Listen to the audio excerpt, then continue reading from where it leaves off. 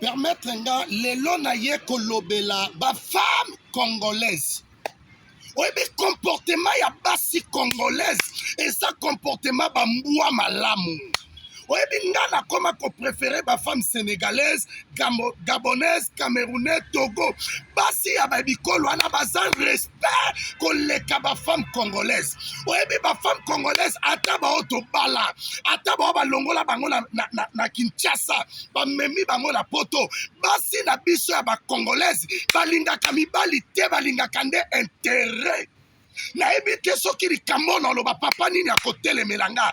La plupart ya basi ya ba femme congolaise bao baza na Asie, na Océanie, na Afrique, na Amérique, baza na bolingo ya intérêt. Mikolo wana soki mobali aza na misala, soki mobali aza na mouvement, oyoka mwasi azobenga bébé, mon amour, papa, chéri. Soki ka mobali asali 3 mois, 5 mois, 6 mois, asalaka te mwasi akomi lokola lion na kati ya ndako. Omona mobali oyisa mwasi pesanga maya kendo zwa yo moko. Omona mwasi abima musala 16h na sozonga 19h. Se batuni okende mena kenda na église te okomo contrôler nga nyonso wana po mobali asosala te. Ba femme congolaise eloko eleka bino lokoso ete ya koenvier.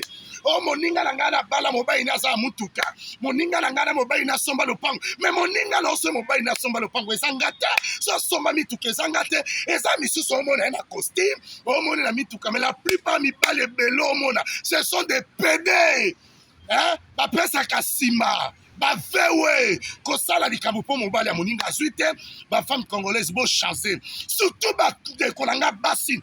La plupart au bazar la poto, balinga mibali na bon intérêt. Au moins la moi ça sombi le pan mobile à yébité. Moi ça la ba transfert mobile à yébité. Surtout ce mobile à so salaté. Mibali ba comme quoi ba kizengi. Bon changer comportement. Oui bien. Mibali belé ba kufili quoi ba femme congolaise. Basi na biso linga biso te balinga intérêt. Surtout ba bazar poto. So bi quoi mobile o sata bengani na ndako. Poti kala mbongo ya bana. Au moins na lia ka mbongo bana ma signala ka mobilité. Ba femme congolaise faut changer comportement. Humilité, il faut que la Bible obi femme soit soumise. Ouais, bibi kolo musu basi na baba sa soumise ko le kaba femme congolaise.